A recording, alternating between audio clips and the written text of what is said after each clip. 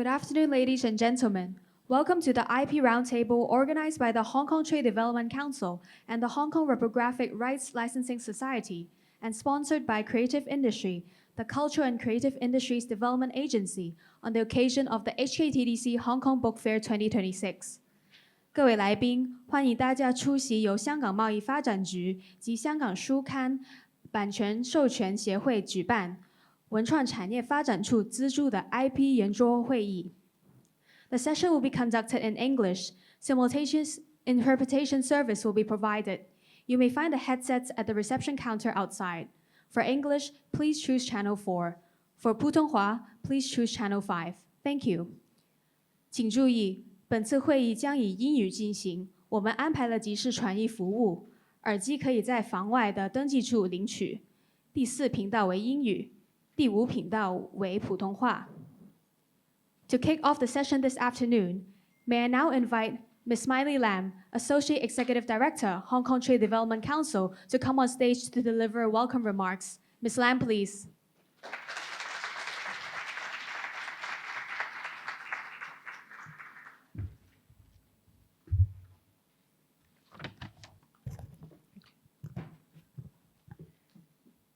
The Honourable Kenny Fogg, Ponch, Christine, and Sharon, distinguished guests, ladies and gentlemen, good afternoon. A very warm welcome to the IP Roundtable of Hong Kong Book Fair 2026.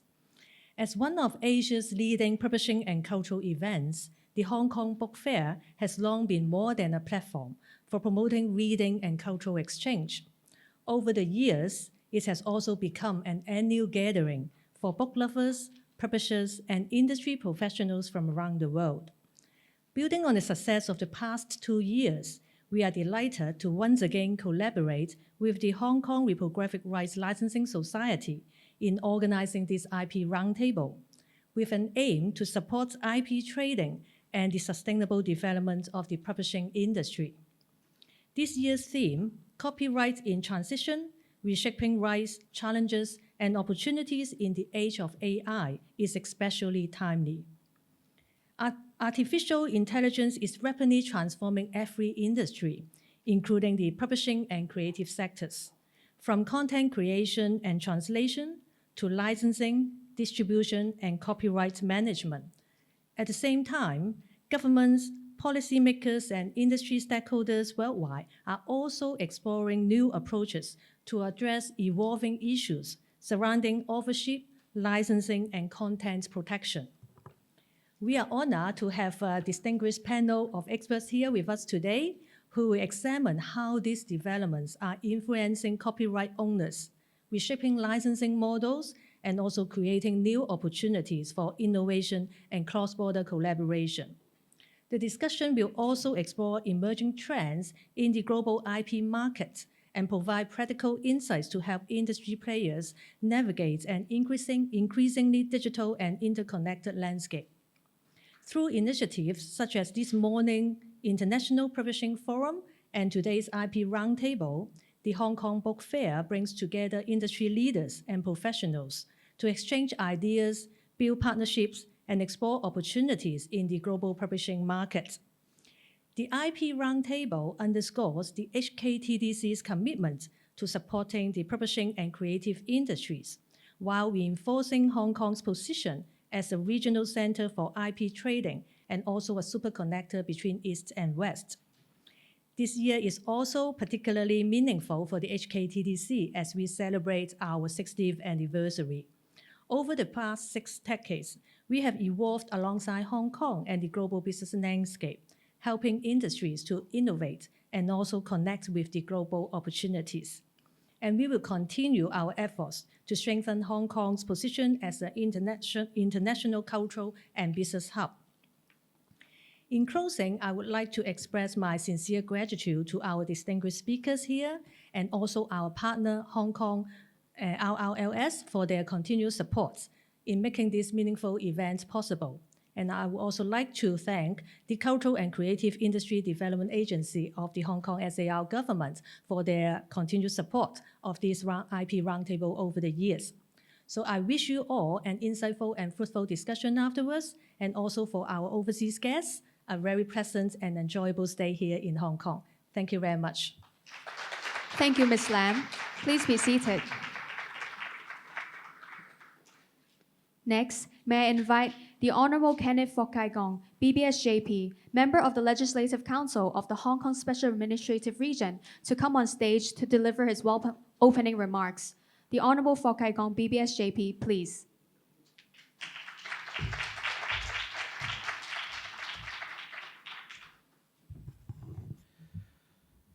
Good afternoon, friends from Hong Kong and of course all over the world.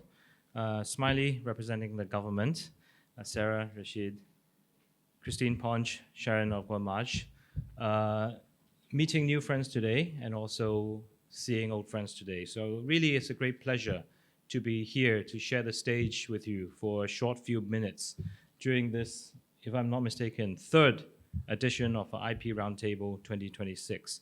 Of course, this event happens in conjunction with the book fair.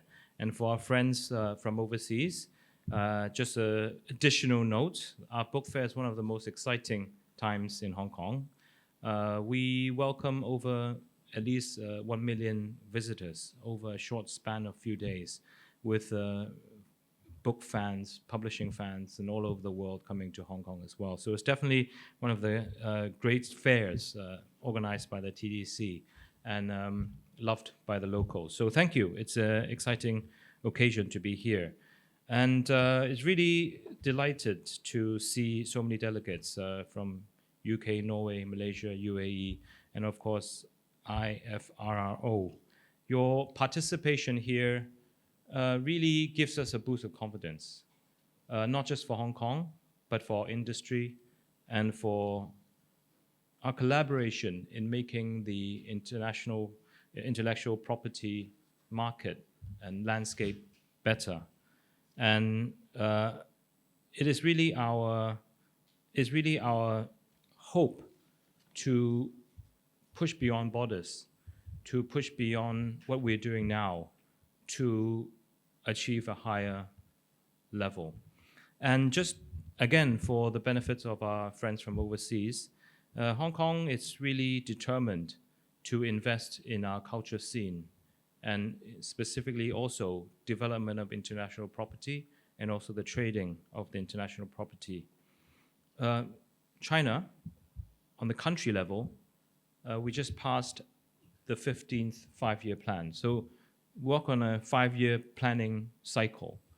And for the next 5 years, there's much stress in the need for more human-to-human exchange, ideas-to-ideas exchange, culture-to-culture exchange.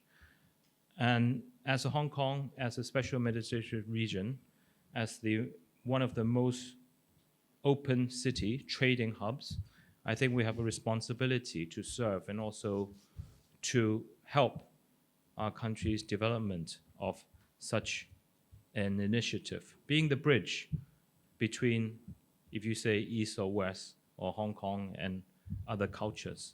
And this is really very close to our hearts, and this is what we've been doing. And I think this is also at the core concept of the book fair as well. So it's not a simple fair where books are traded, they are displayed and sold. But this is the occasion that we are actually treasure the most, having the opportunity to talk on very important issues such as IP trading hub. And to be more specific, Hong Kong has been tasked to develop 8 centers. I won't bore everyone with the nitty-gritties, but of course, one of them is the IP Hub Training Center. So this is very adept that we're having this conversation right now. Artificial intelligence, yes, it's going to come up in every conversation, but it's something, of course, it needs to be discussed in a positive way. Of course, it's transforming the way we create, how contents are created, but more importantly, how we protect created content and how these contents are being shared. I always hold the view that AI, presents tremendous opportunities for innovation, but of course it presents great challenges as well. Questions about copyright, licensing, authorship, and long-term sustainability of the creative industry. And I think honestly, it's been moving so fast. We are getting used to the landscape, but I understand that the industry also worried at the same point. And this is not just a Hong Kong unique problem, it's facing jurisdictions all around the world. So as a legislator representing publishing and the creative industry, it's my role to liaise with all of you, also convey to the government, not just to see what the latest trends are, but really try to be a trailblazer in this field, because we have to develop, I hope, to be one of Asia's leading IP trading hubs. So these are all the questions that we need to be addressing at occasions like this, and allow stakeholders to benefit from Hong Kong's unique positioning and our expertise. So again, it's so happy to see a full room full of experts and people interested in this topic, and through constructive dialogues, we hope to use your valuable insights to push this agenda further and identify new opportunities for collaboration, innovation, and sustainable growth in this new age of creativity and AI. Finally, I would like to really express my sincere gratitude and appreciation to CEDA, Hong Kong Trade Development Council, TDC, and the Hong Kong Reprographic Rights Licensing Society for organizing this meaningful event for the third edition. One edition better than the previous one. So a lot more room to grow and work hard together. I'm sure we'll achieve great things. Thank you very much, and I'm sure all of us will benefit from a fruitful discussion. Thank you so much. Thank you. Thank you, the Honourable Fok Kai Kong. But Please- unfortunately, I have to go back quickly because we're in the middle of legislating some other legislations. So I might not be able to join you for the full discussion. Thank you very much. Thank you. Please remain on stage and proceed to the center.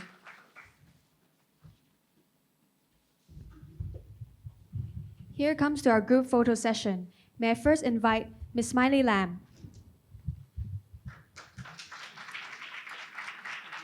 Ms. Christine Chia, Head of Architecture, Printing and Publishing and Promotion, Culture and Creative Industries Development Agency of the Government of the Hong Kong Special Administrative Region, and Mr. Ponch Poon, Chairman, Hong Kong Reprographic Rights Licensing Society, to join us on stage. Finally, may I invite all our distinguished speakers to come on stage for a group photo.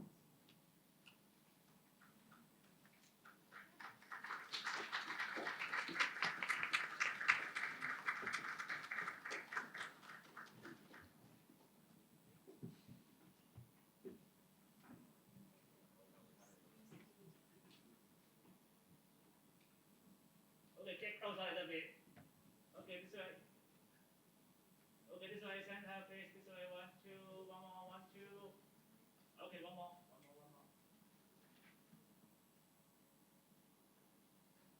Okay, this way.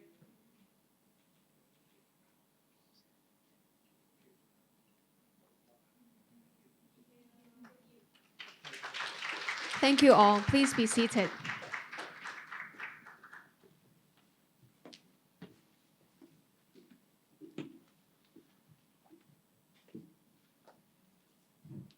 As a token of appreciation, we will now have a souvenir presentation for our guests. May I first invite Mr. Poon, Chairman of the Hong Kong Reprographic Rights Licensing Society, to come on stage to present the souvenirs. Next, may I invite Mr. James Bennett, Head of Rights Holder Relations, the Copyright Licensing Agency, United Kingdom, to come on stage to receive the souvenir.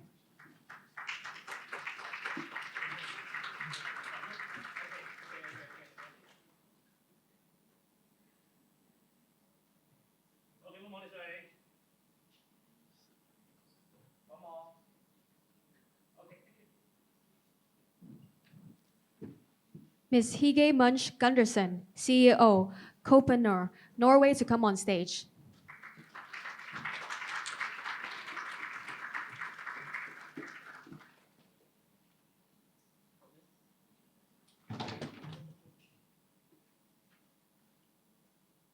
Okay, one more here. This way, smile. 1, 2.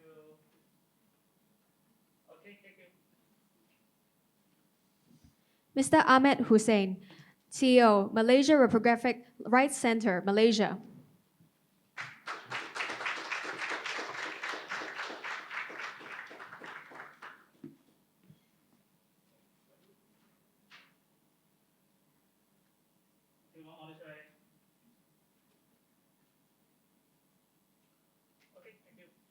Thank you, Mr. Hussein and Mr. Poon. Please proceed off stage.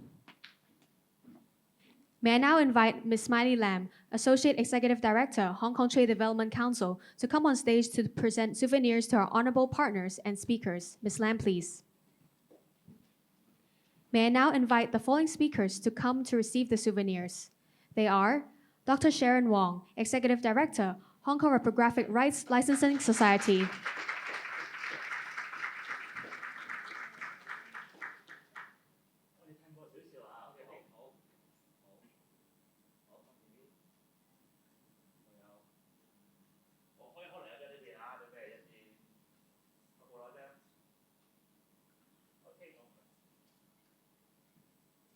Ms. Teresa Look, Partner, Intellectual Property, Deacons, Hong Kong.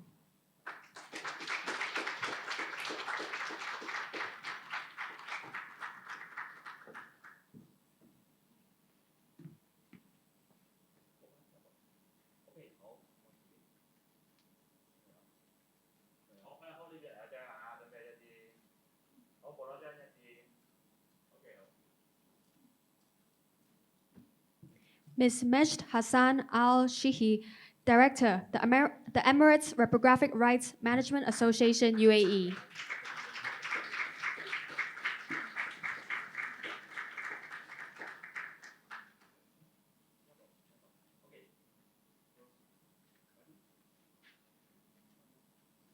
One more this way. 1, 2. One more here this way. 1, 2. Okay, thank you. Ms. Sarah Tran, Director of Regional Policy and Public Affairs, International Federation of Reproduction Rights Organizations, Belgium.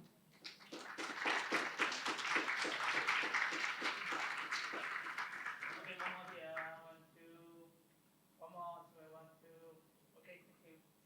Thank you, Ms. Lam and Ms. Tran. Please proceed off stage.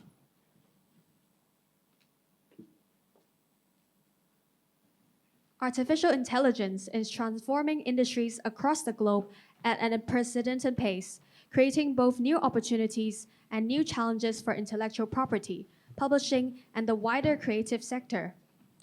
To explore these important developments, we will now hear from our distinguished speakers who will share their insights on the evolving IP landscape in different regions, the impact of emergent regulations and licensing models, and the opportunities for innovation and cross-border collaboration in the age of AI. Their presentations will offer valuable perspectives on how stakeholders can navigate a rapidly changing environment while harnessing new opportunities for growth and creativity. 人工智能正以前所未有的速度改变全球各地的产业发展，为知识产权、出版业及整个创意产业带来崭新的机遇和挑战。为进一步探讨这些重要的议题，我们接下来将邀请多位讲者分享他们对不同地区知识产权发展趋势的观察以及他们的意见。Without further ado, the panel discussion will now begin. Please join me to welcome our speakers on stage. We are very honored to have Dr. Sharon Wong to moderate the session. Over to you, Dr. Wong.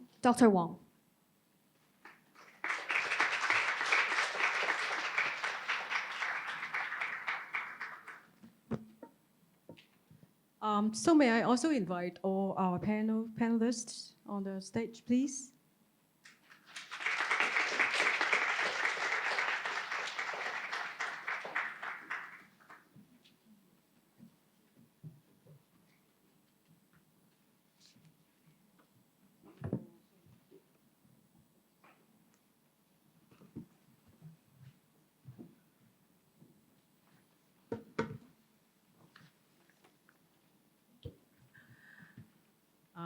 Good afternoon, distinguished guests, speakers, colleagues, and friends. It's my great pleasure to welcome you all to the IP Roundtable 2026. At today's roundtable, we will explore how different ROOs, we are all from the reprographic rights organizations in different countries and regions, are responding proactively in the AI era. Some markets have already moved towards the implementation with AI-related licensing solutions in place. like those in the UK and Norway. Others are the preparation and the advocacy stage, as in the UAE, Malaysia, and Hong Kong, working to hold awareness, build awareness mandates, legal recognition, and policy support. And today, we are honored to have with us an excellent panel of speakers from Israel, Norway, the UK, UAE, Malaysia, and Hong Kong. Each of the panelists will share their perspectives, followed by moderated discussion and questions from the audience. Our first speaker is Ms. Sarah Tran. Sarah from Israel. And Sarah, may I invite you to begin by sharing Israel's international perspective on how ROs are moving from copyright advocacy towards practical AI-related licensing solutions and market development. So, Sarah, the floor is yours. Thank you, Sharon. Firstly, can I just say how delighted I am to be here in Hong Kong. It's a real pleasure to be here, and very, very honoured to be able to contribute to these very important discussions. My many thanks to CEDA and HKTDC, as well as HKRLS for having me here with you today. So just a little bit about IFRA. I've got a few devices going here, so hopefully it'll be okay. But just a little bit about IFRA to begin with. I'm sure many of you are not familiar with our organisation, but we are headquartered in Brussels, Belgium, and we are the global industry body for RROs around the world in the text and image sector. So we have 160 members across 90 countries, and through these members we represent millions of creators. That includes writers, authors, journalists, publishers, and visual artists right across the spectrum. Millions of creators worldwide. And in our work, we're very focused on, first and foremost, advocating for copyright and for licensing solutions, and as well as supporting good practice amongst our CMO or RO members, and to support collective management frameworks around the globe. Just a little bit about us to begin with. So while we're headquartered in Europe, we are very much a global organisation. So I, for instance, I'm based here in the Asia-Pacific region. You can probably hear from my accent, I'm Australian. Over the past year alone, we've participated in well over 30 international events, including at WIPO, the World Intellectual Property Organization, and UNESCO forums. And this is largely focused on our work with AI. Additionally, we've delivered over, I think probably 45 at this stage, in-person and online events. We've made over 25 detailed policy submissions to government consultations around the world as well. So we're very committed to advocating for copyright and for sound copyright frameworks around the world. Just moving to the next slide now. Just wanted to highlight that in our work, we have deep collaborations with many intergovernmental as well as regional partners. We work very closely with WIPO, not only at the SCCR level, but also on development activities. So we've worked with WIPO on development activities across Africa, also the Asia Pacific, and also the Latin American countries, as well as actually quite recently Eastern European countries too.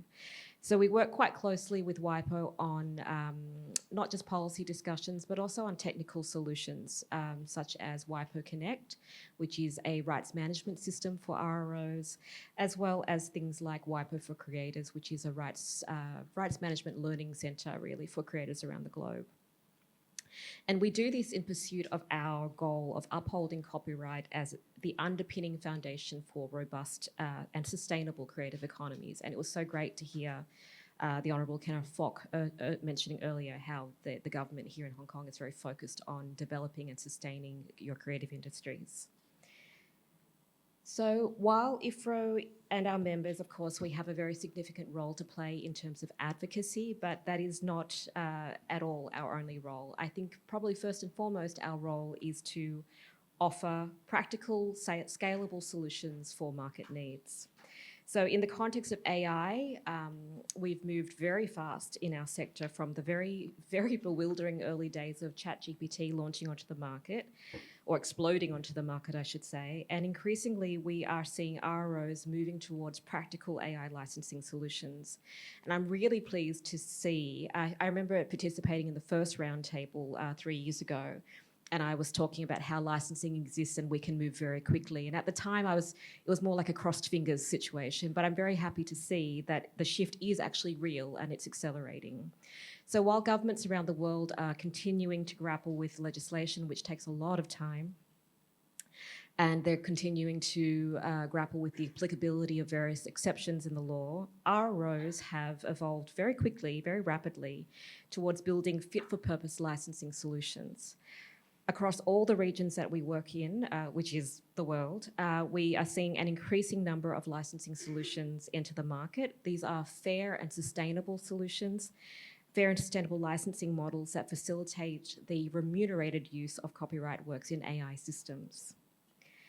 So I think, as we all know here, the cornerstone of any creative industry, any sustainable creative industry, is the international copyright framework. I would argue that the current framework across the globe allows copyright owners to control how their works are used, effectively monetize their works, and also provide the economic incentive for them to keep creating new works. Licensing has long played a very crucial role in this balanced copyright framework, and in recent years we've seen an increasing number of agreements between AI companies and individual creative industry stakeholders. Those agreements are very commercially sensitive, so we don't hear about the detail, but we know that they're happening, and that confirms the ongoing relevance of direct licensing. And in parallel, many ROs in the IFRA community, mandated, of course, by their rights holders and users, have begun to develop collective licensing options tailored specifically to AI use cases. And these collective licenses represent a really significant shift in how licensed content can be leveraged in AI systems. In this slide here, you can see just a couple of examples that I pulled out. So in the United States, CCC, our member there, has incorporated AI reuse rights in its annual copyright license for the business sector.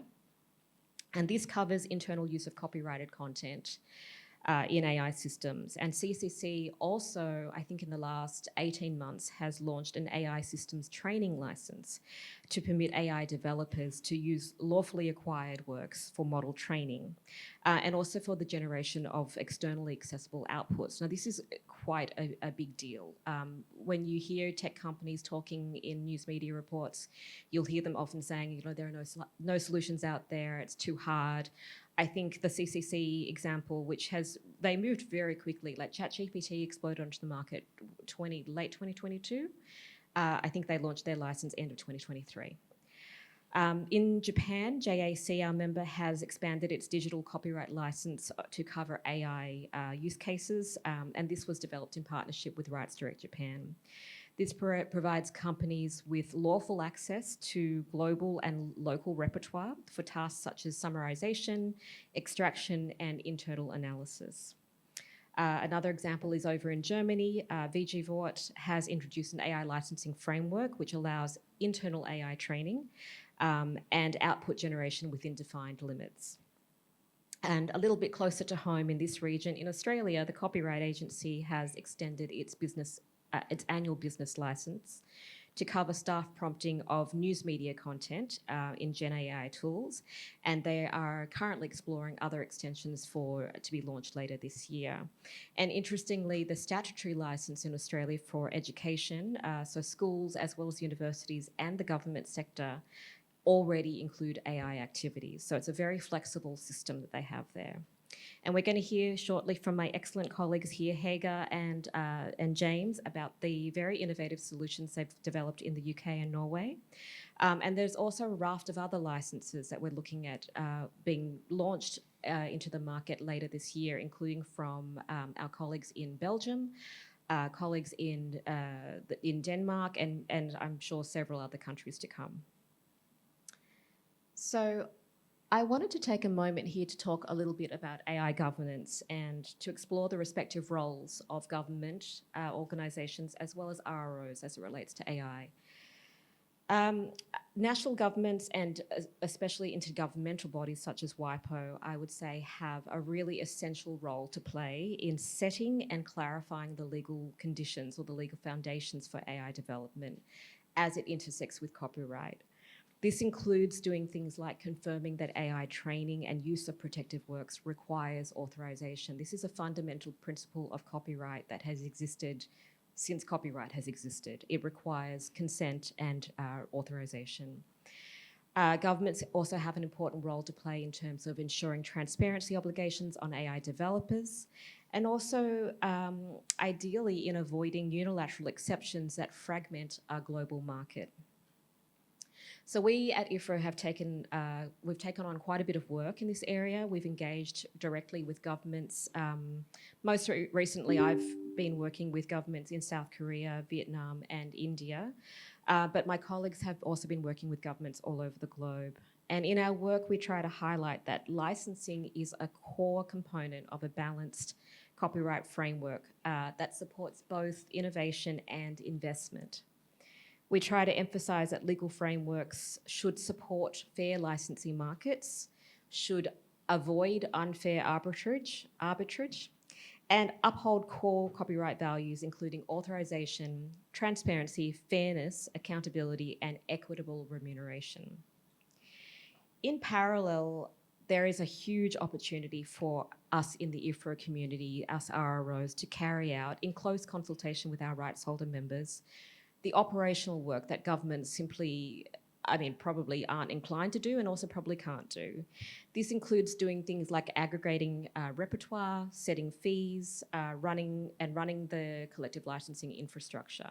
It's quite a complex infrastructure that comes with collective licensing. You've got to do the surveys, you've got to run the distributions, you've got to keep hold of your rights holders. So it's quite complex work. And in short, RROs can provide AI companies and developers with a lawful and scalable point of access. So I think most people in this room would know that licensing, both direct and collective, in licensing and transparency are the essential pillars for lawful access, for ensuring lawful access to protected works and building trust in the AI systems. I'm sure you all heard that term as it relates to AI, rubbish in, rubbish out. So we're looking at really good quality content to feed the AI machine so what the AI machine spits out is actually reliable and trustworthy. I would, however, say and really try and emphasise for this forum that it's a shared responsibility. It should not fall on the rights holder alone or the CMO or the RRO alone to try and negotiate with rights holders, with AI companies. I think government policy really needs to make a space for licensing markets to function, and RROs really need to deliver on that space. So once that space has been created, it's really up to us to deliver solutions that actually work in the market. And to help RROs deliver, I just wanted to go through some of the work that IFRO does for our members. So we offer capacity building assistance, not just on a day-to-day operational level, but also in terms of AI licensing capacity. So we have quite a few prongs to this. It's a very multi-pronged approach. So first and foremost, we have policy tools and resources. So we have an AI position paper that sets out core principles that highlights that authors, creators, and rights holders need appropriate protections, that policy changes must be based on strong evidence and study, and that policies must be balanced, and education and transparency are critical to successful policies. We also offer practical guidance, so that in April this year, we offered a AI governance tool, which gives members a clear practical vision of AI governance based on copyright principles. And it covers the full life cycle of AI, from training models to bringing training models to market, text and data mining regimes, and also the growing role of licensing and collective management. At IFRO, we also have commissioned a number of pieces of research to develop an evidence base to give our members the data to design proper licenses and to make the case to governments. There's also a big part of our work that's focused on peer learning. So our regional committee, which is actually our vice chair is sitting right here beside me, Dr. Wong. The Asia Pacific Committee is explicitly used to help advanced RROs connect with less advanced RROs and walk them through what's working and what's not. And we have similar committees across different regions. As I mentioned earlier, we also offer direct advocacy support, engaging directly with governments on behalf and alongside our members. And then there's also quite a big element of multilateral engagement. So we participate in intergovernmental fora such as WIPO's Artificial Intelligence Infrastructure Interchange, AIII. We participated in the launch earlier this year, and this gives members visibility into emerging international infrastructure for licensing and attribution, rather than expecting RROs to sort of reinvent the wheel themselves every time. So this is just sort of reiterating that, but I just want to highlight that we also have an AI advocacy toolkit. This is our primary technical reference for members on copyright liability arising from AI training. I talked a little bit about the AI governance guide already, and we also continue to facilitate structured dialogue through targeted webinars, member calls, and regular monthly AI updates. And we also engage regularly with all the international organisations, including our partner organisations in different creative sectors like CSAC and IFPI. And really, we're focused on advocating for our members across an extensive range of AI-related forum. Just coming to the end of my presentation now, I also wanted to highlight that we have a very practical tool through the IFRO community as well. We established recently the AI Licensing Task Force, and this task force was established in October last year following member demand for practical AI licensing guidance. And this task force is chaired by the lovely James Bennett. And the aim of this task force is really to improve shared understanding and support for RROs in developing their AI licensing approaches. The focus is really practical and technical. It's not a policy forum, but it's really focused on sharing day-to-day learnings. And the approach is, we're all from different countries around the world. We have regular calls online. We share drafting of different documents. And so far, we have developed 3 resources. First and foremost is the AI Licensing State of Play, and this is available from the IFRO website, and it's a very useful, I would say it's useful, but I do think it is useful. It's a 4-page summary of all the licensing solutions that are out there at the moment. And we've also just about to launch the best practice guidelines on rights acquisition for our RRO members and also establishing licensing parameters. So these resources are really, they're all available from the IFRO website, and they really provide the foundation for IFRO's continued engagement on AI issues. And we continue to try and support our members and actively contribute to the promotion of responsible and transparent approaches to AI. A big part of our motivation in developing these resources is really in recognition, and I think Kenneth Fock mentioned it earlier, it's recognition that the potential impact of AI on copyright industries is global.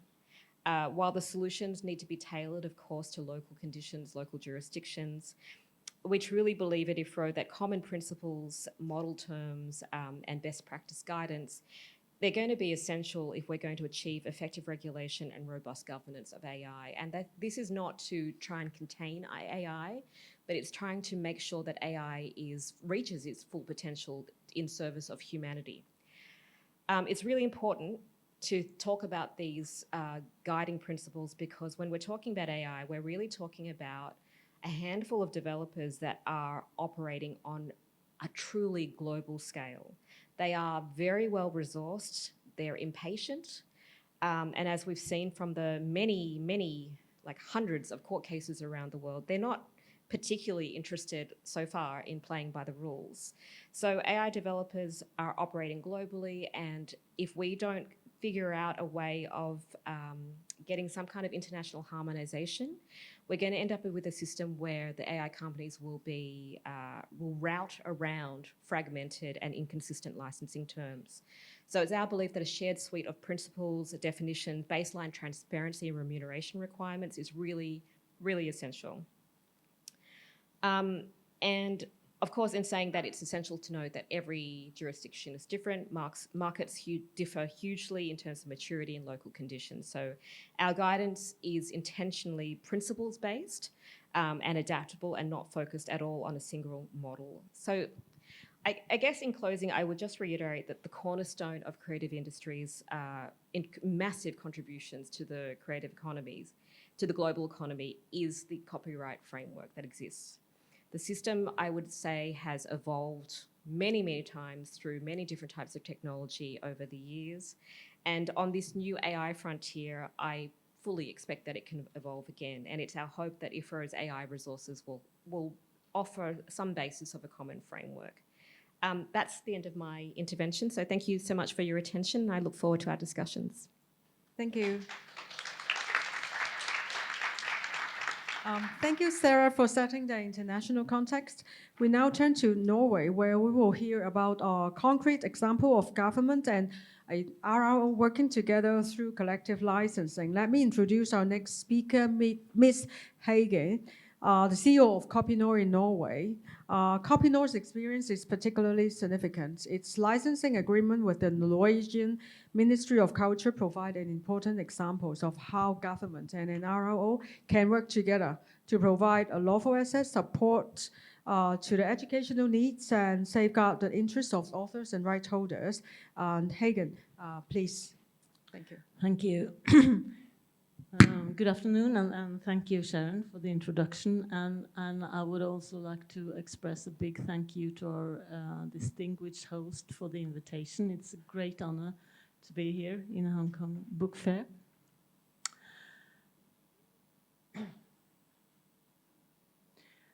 When people hear that Norwegian publishers and authors have agreed to license protected work for AI, the most common question I get is, how on earth did you get them to say yes?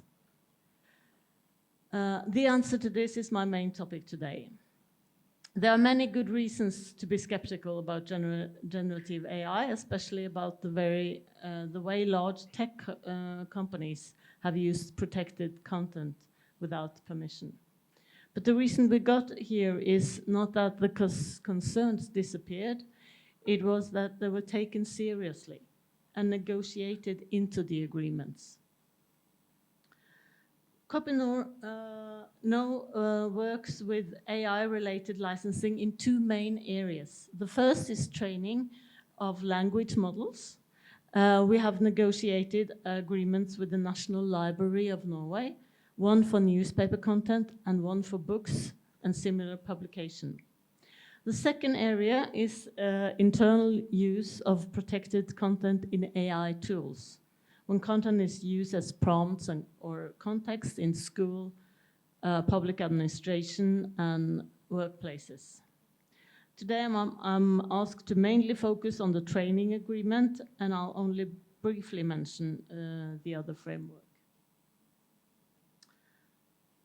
In Norway, the language argument has been particularly strong. Norwegian is a small language, and we also have two separate written Norwegian languages, as well as Sami language.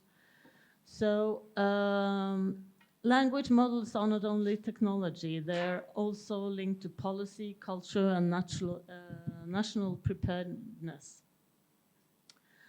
In the last couple of years, language models have increasingly been linked to sovereignty. The need for national AI infrastructure, greater transparency, and alternatives to big tech.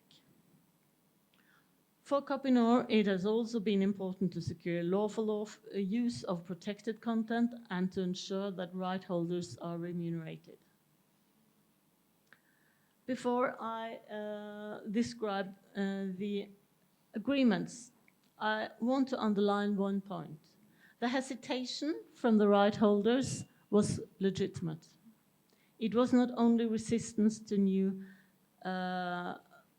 technology, it was concern about control, value, future markets, and the integrity of creative works. Publishers were particularly concerned about market disruptions. Would this undermine existing and future business models? Would it enable competing services built on their own content? Author organizations shared those concerns, but also placed particular emphasis on the work itself, possible reproduction, imitation, and outputs in the style of the author. One question guided the entire process. Under what conditions could right holders allow training without weakening their own future position? The process started with an assignment from the Ministry of Culture to the National Library of Norway. The ministry asked two basic questions. Does protected material actually add value when training language models? And if so, what could a compensation model look like? This led to a research project in 2024. The findings were clear. Protected content does add value. Newspapers, non-fiction, and academic literature were especially important for improving the models. The evidence mattered. It made the political case stronger, and it also made it clear that right holders should be paid. We then had two negotiation tracks. For historical reasons, the Norwegian Media Business Association led the negotiations on the press material, while Copinor, the Norwegian RRO, handled the negotiations on books. But in both cases, collective licensing was essential. The number of works and right holders is simply too large for individual clearance at this scale. The newspaper agreement was the first to be concluded. A total of 4.2 million euros was allocated in the 2026 national budget, and the agreement was signed in December 25, with Copinor as the contracting party. The agreement covers press publication published in Norway, but only up to 1 year from the date of publication. This limit was to protect the commercial value of recent journalism and current news service. The book negotiations were more difficult. The parties reached agreement in March this year after 2.5 years of dialogue. The agreement covers books and similar publications published in Norway. The agreement has not yet been finally signed because funding in the 27 national budget is still a pending condition. But last week, the Ministry of Culture confirmed that the parties may sign a letter of intent. That means we expect to be able to translate and publish the agreement already in August, so that it will be available on the Copinor website, even before the funding is finalized. Authors and publisher organizations were involved throughout the negotiations through a smaller group. We discussed the risk before we discussed the solution, and we tried to translate each concern into a contractual mechanism. Market disruption into exclusion and limitations, author integrity into license terms and output restrictions. Corpus security into access restrictions, and future value into terminal agreement with annual remuneration. That was perhaps the most important part of the process, making the risks concrete enough to negotiate. The permission is limited in several important ways. Recent publisher literature is excluded. For books in Norwegian, the rolling limit is 10 years. Schoolbook and academic textbooks published after 1980 are always excluded. Textbook being especially vulnerable, of course. Book editions that are still registered as being for sale are also excluded, and translated work are also left out, with some specific exceptions for translation between the Norwegian written languages and the Sami language. These exclusions are answer to the publisher's core concern: the agreement must not undermine active markets.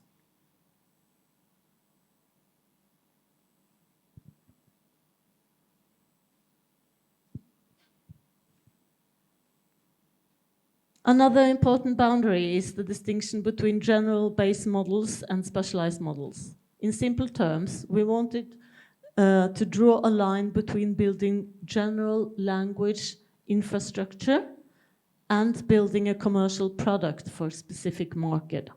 The agreement covers the first, but not the second.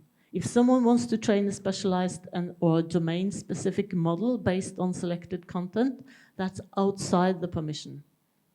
It would require new negotiations, either with copinor or directly with right holders. This was essential to safeguard future business opportunities. The train model may be freely shared, but they do come with some obligations. The most important licensing terms are these. You must not intentionally recreate material from training data, and they may not use the models to develop services whose main purpose is to create books or news services.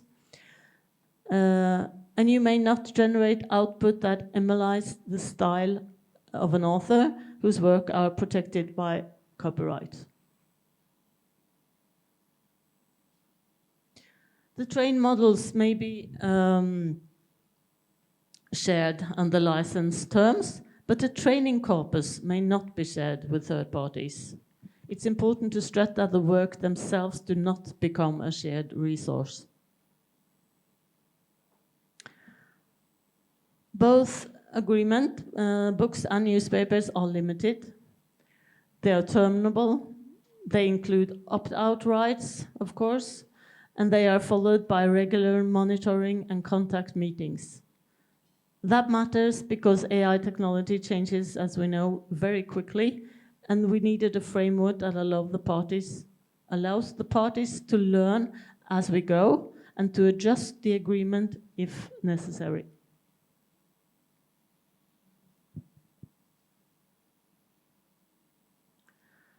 This slide summarizes the logic of the agreement. The concerns about the market disruption led to exclusion of active market, recent books, textbook, and competing publishing services. The concern about loss of future value led to distinction between base models and specialized models, annual remuneration, and a terminable agreement.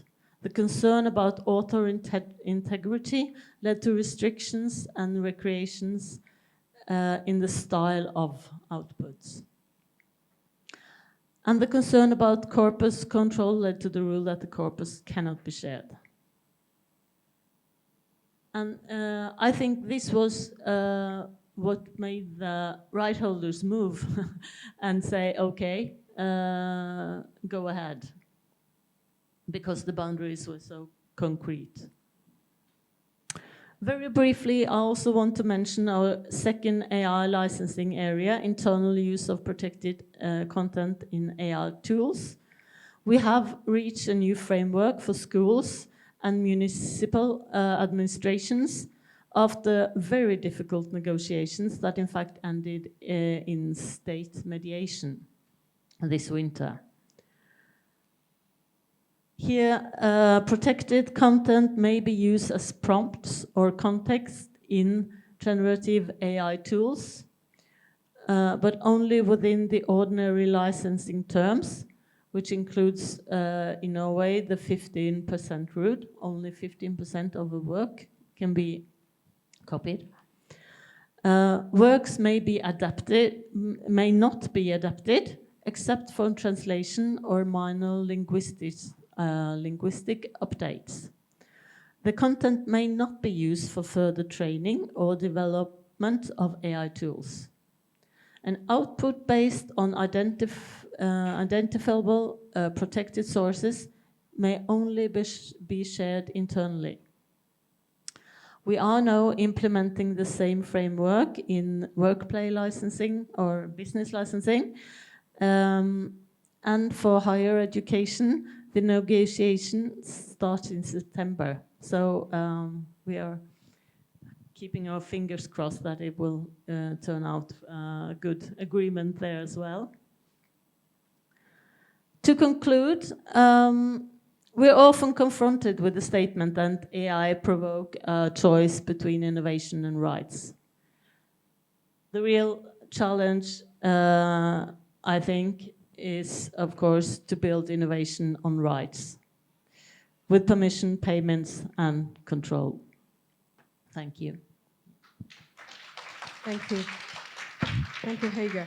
I believe this will be an excellent reference case for us in Hong Kong as well. And we will now move on to the UK, where the debate on AI, copyright, and TDM exceptions has been particularly active, and where CLA has developed a market-led AI-related licensing solutions.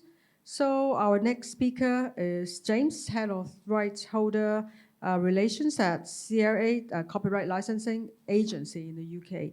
So James, may I invite you to share your experience? So over to you, James. Thanks. Hi, everybody.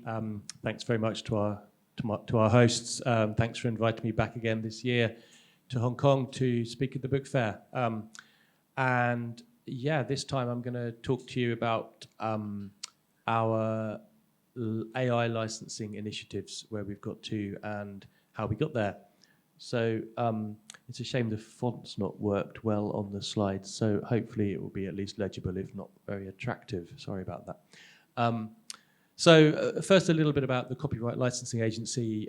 We are an RRO. We help our customers to legally access, copy and share published content, books, magazines and journals. We make sure that copyright owners are paid for the use of their works. We are owned by authors, publishers and visual creators, and we're a non-profit organisation, so all the money that isn't used to run ourselves goes back to rights holders. And we have been around since 1983, and we've distributed over £1.5 billion in collective licensing revenues since then. So I was asked to, first of all, speak a little bit about the situation in the UK with regard to copyright policy and AI. So since the successive UK governments have been looking at changing copyright law to basically make it easier for AI firms to train on UK published content for quite a long time now. The UK government the current government ran a consultation starting in December 2024, where they gave a preferred option of an exception subject to opt-out. There was a great deal of response from the creative industries and rights holders to that consultation, and it took them nearly a year to give a formal response to the inputs and to kind of make a decision on what they were going to do. And the decision was really that the broad AI exception with a rights reservation or opt-out is no longer the UK government's preferred option, which is great. They have said that they're not proposing any immediate reform to copyright. Instead, they're building evidence, they're monitoring the market, and they're looking at legal and international developments, which is why it's really good to see that licensing of AI and collective licensing of AI is developing in so many different countries. The government did say that they consider that licensing is important, and that they were not going to make any current market intervention. But there are obviously some key unresolved issues in relation to AI and licensing. First of all, transparency. It's very hard to license if it's not clear what's been used to train. Even if you are pretty sure that an AI firm trained on your work, it's very, very hard to enforce it in reality.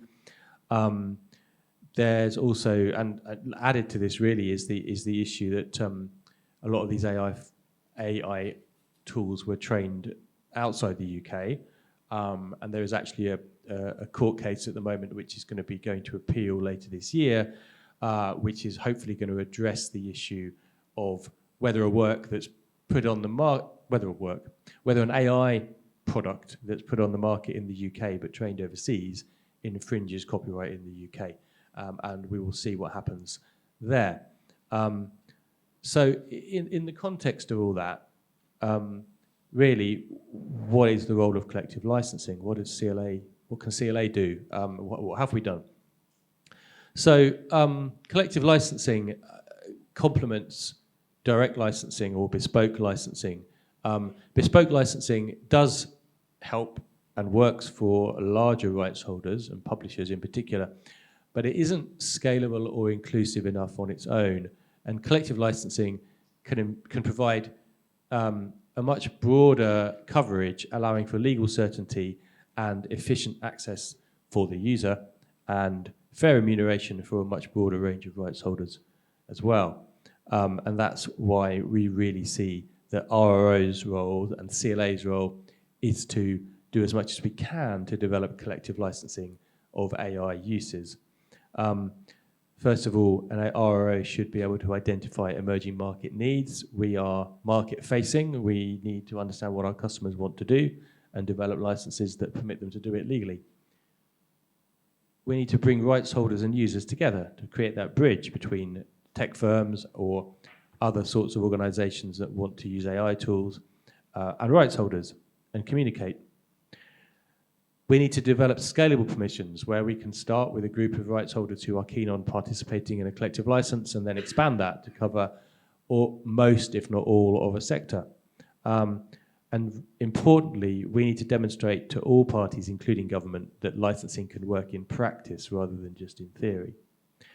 So what we've been doing, we've actually developed 2 different market-facing solutions for generative AI licensing. So the first one on the left, workplace generative AI permissions. So this can be simply described as prompting rights. So making a copy to prompt an AI tool as part of your job or as part of teaching. We already sell blanket licenses to businesses, the public sector and the education sector in the UK, and we have done for many, many years. So what we have done, and starting with the business and public sector, education's coming next, is add new permissions to those licenses which allow prompting of generative AI tools. This is subject to certain conditions, and it is opt-in for each publisher, but it's in our licenses today. The other solution that I'm going to talk about is generative AI training, and we provide a solution to that for using published content for generative AI training, fine-tuning, and retrieval augmented generation. And I'll talk a bit more about that in a minute. So we did some research into the use of generative AI in the workplace, and this determined some quite useful information, and I think all these percentages will have gone up since we did it. So I won't just read all the numbers, but really employees in the businesses we surveyed are using generative AI at work. They're using it weekly, they expect it to increase, and very importantly, 82% of the people who said they were using AI at work use third-party content in prompts at least weekly. And on the right-hand side, you can see some percentages of what sort of content they were using, all of which we represent. So this was a real indicator that we needed to add these permissions to our licenses as a matter of course for all customers, because they were all doing it, and that's what we do. We license for a very broad range of uses: photocopying, scanning, digital reuse, and now prompting in the workplace. So we launched these permissions to the market in May 2025, just over a year ago. And like each month we renewed more customers. Each month we got more and more publishers participating. So we now have more than 750 publishers already participating, including quite a few big names of UK publishing. Over 1 million titles are now covered by the license for generative AI prompting use. This is in all our business and public sector licenses, or most of the public sector licenses. We're rolling out into education soon. There are a few key conditions which I won't run through, but one key condition is that the tools that are used must be those that don't train the underlying model with your inputs. So generally paid for versions, which is what businesses are using today. So with that in the market, we also turned our attention to generative AI training, which is much more of a controversial issue and subject to court cases and global discussion. And here we really wanted to develop a opt-in, scalable collective licensing solution. So we needed to make this wholly voluntary for rights holders, and that's why it's opt-in. It needed to cover all the kinds of uses that weren't covered by the workplace rights that we've already offered, all the way up to training a new large language model by a big tech firm outside the UK. We needed to cover all of those things, and we do in the license that we offer. We also knew that we needed to demonstrate to government that this was a real world product that meant that no changes to UK copyright policy are needed, even though they've said they have no intention to, currently have no intention to reform copyright law.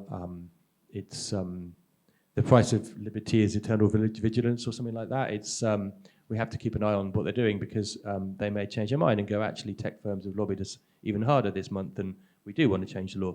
So we need to develop a solution that works. And it has to work for customers too. So that's what we've been working on a lot over the last year.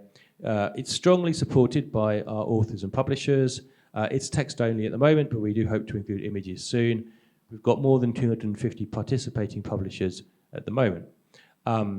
And really what we're doing at the moment is building up those publishers and talking to businesses, including quite a lot of organizations that are not tech firms, but they are just companies and public sector organizations that want to use AI tools in a way that isn't covered by our other licenses more systematically, and we want to provide them with that solution. So watch this space for that.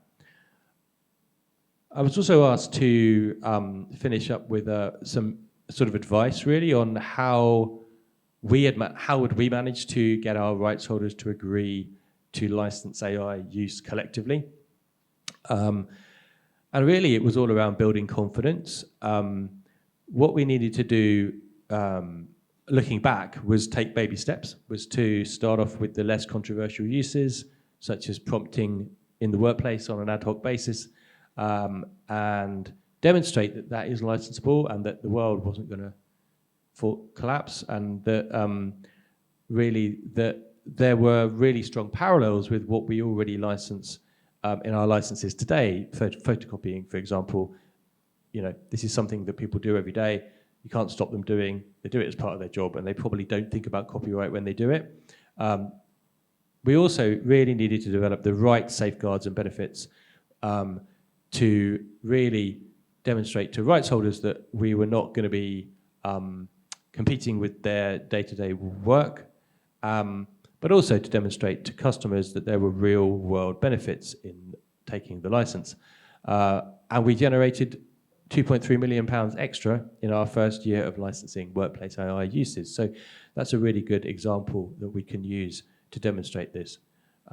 So I'm going to finish up with some, well, what lessons would I give? Start with the market need and user behavior. Separate out prompting from the other kinds of uses, TDM, training, because rights holders do see these differently, and if you go in with the most controversial thing, it's not likely to immediately work. Involve your rights holders early and consult them widely. Also, policy is always changing. Don't wait for there to be a perfect policy or for the government to do something to make it easier for you to license. Get the license out there. And also emphasize to all parties that collective licensing is there to complement direct licensing as part of a voluntary arrangement, and that you have a choice as a rights holder. That's what I would advise, and that's the end of my slides. Thank you. Thank you, James. Your sharing highlight an important point for us. So even where policy development is still ongoing, the market cannot simply wait. So we now turn to Hong Kong, where the legal and policy discussion around AI, copyright, and TDM exception is still highly relevant. Our next speaker is Teresa, partner of intellectual property at Deacon's Law Firm in Hong Kong.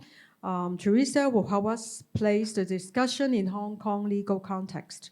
And this is particularly important as Hong Kong considers how best to respond to AI-related copyright issues. So, Teresa, may I invite you to share your views, please, Teresa.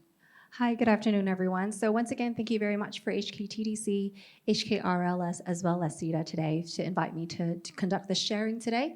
So I will be here today to talk about the legislative updates surrounding copyright and AI, and particularly in relation to the text and data mining proposal. So for today's quick outline, I'll first have a quick overview of the AI-related copyright laws and the position in Hong Kong, and then I'll dive into discuss Hong Kong's proposed TDM exception, which has yet to come into force, as well as the 5 restrictive conditions or the prerequisites that the government has stated that needs to be fulfilled proposed in order for the TDM exception to be relied on. So in Hong Kong has launched a public consultation to see whether in the wake and the proliferation of AI, whether there needs to be any changes to the copyright law. This consultation was launched in July 2024, and a consultation paper was then prepared and released in February 2025. So in relation to copyright, the main points that's derived from the consultation report is that for copyright protection, our current law is currently adequate in order to protect work that is generated through generative AI, because our Hong Kong copyright law does protect computer-generated works. In terms of infringement, it's found and agreed that the existing copyright provisions can tackle infringement because our law is technology neutral and broad enough and can cater into specific circumstances in relation to whether certain infringement is conducted by who when AI is involved. However, what has derived from the consultation paper is that there is found to be a need to introduce a text and data mining exception in Hong Kong.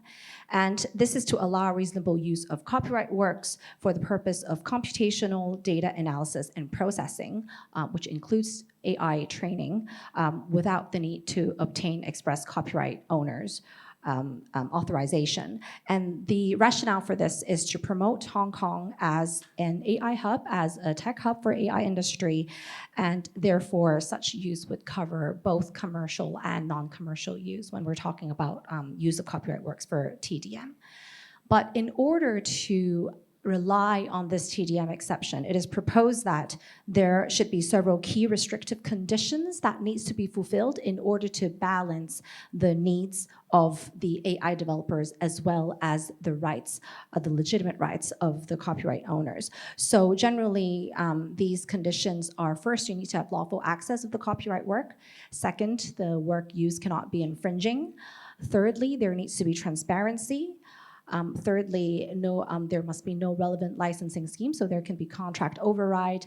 And fifthly, there can be opt-out options from the copyright owners. So what is noteworthy is that the TDM exceptions in Hong Kong is not yet in force. It's not legislated yet, but it's a proposal that's been put out there by the government. So as I understand, the next step is that the government will set out some non-binding guidelines to let the public have a guideline as to how this TDM exception is to be implemented. And then afterwards, we'll seek public sort of public voices and see how the legislative will be done.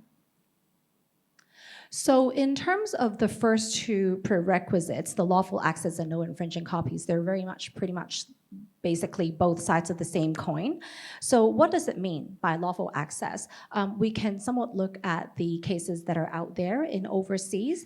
So one example is a California US case in 2025 involving some book authors, Bart's, and Anthropic, which is the developer for Claude AI. So in that case, Claude AI is found to have amassed a library of books for AI training. So where these books came from, part of them were actually legitimately purchased hard copy books. And what they did was they stripped off the binding and then they scanned all of these hard copy books into the AI model in order for training purposes. But other part of these books are actually pirated versions that are downloaded online. So of course, the pirated versions that are downloaded online are counterfeits, they're infringing, and therefore cannot be used. There is no fair use in that regard. However, in terms of those hard copy books that they've purchased, that's originally, when they're published, they're not meant to be for AI training purposes, obviously, but those, the court found that there can be fair use in relation to those and lawful access for the TDM purposes. Another example of a court case is a Dutch case in 2024 in Amsterdam. So that relates to DPG Media, which is a German media company, and the defendant, it's Howard's Home, which is an online news aggregator. So in that case, Howard's Home scrapes information that is made public by DPG Media online, and Howard's Home would then use the scraped data to create news alerts for its customers. So in that case, Howard's Home relies on a TDM exception under Dutch law to say that they're able to do that and that the information that they've scraped online was lawfully accessed. So the court found that Howard's Home did make use of information that is freely made publicly available online by DPG, and DPG was not able to prove with sufficient evidence that any of the information that's been scraped was protected behind a paywall. Because if that had been the case, then if it was scraping behind a paywall and no payment was, there was no licensing, then in that case it might not have been lawful access. So from these two cases, it does seem that the term lawful access, therefore, does hinge on the owner's authorization to access. So in that case, it would be useful in the Hong Kong future legislation to define or give some guidance as to what constitutes lawful access, because it can be ambiguous. An example can be seen from EU. They do have a directive on copyright in the digital single market, which defines that lawful access should be understood as covering access to content based on open access policy or information that has been accessed through contractual arrangements such as licensing or subscription.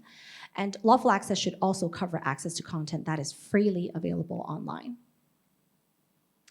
The next prerequisite is transparency. So basically, this refers to the AI platform's requirement to keep and disclose records of the source of the copyright works.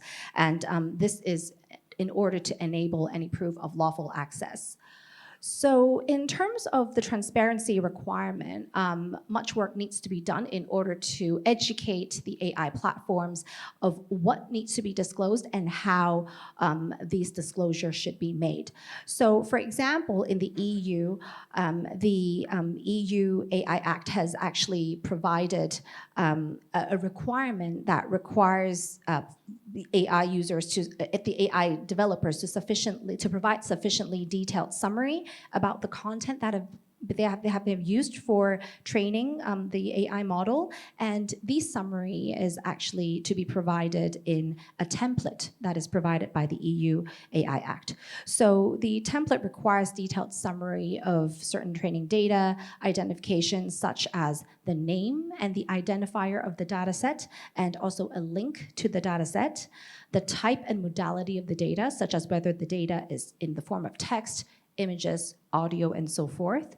The nature of the data content, such as whether it is copyright protected, whether it's personal data, whether it's open source, or whether it is hid behind a paywall and privately licensed, as well as how the data was derived. So whether the data was crawled and scraped from online sources, or whether the model actually uses any synthetic data. So all of these information about the data has to be disclosed. And in terms of how the disclosure has to be made, in the EU they require that the AI provider must provide this disclosure on its official website, but also on places of public distribution online. So for example, online platforms where the AI platform can be used and accessed.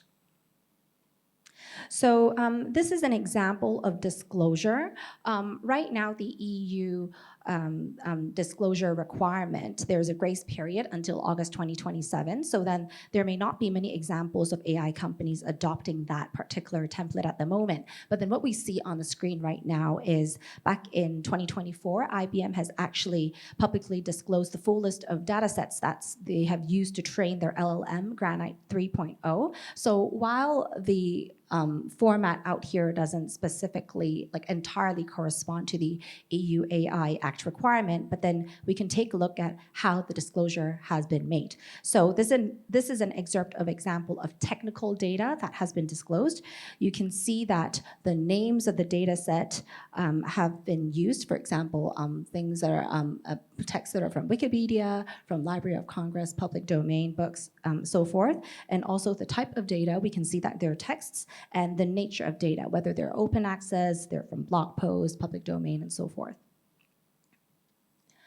So the fourth prerequisite is that there must be no contractual override, no relevant licensing scheme.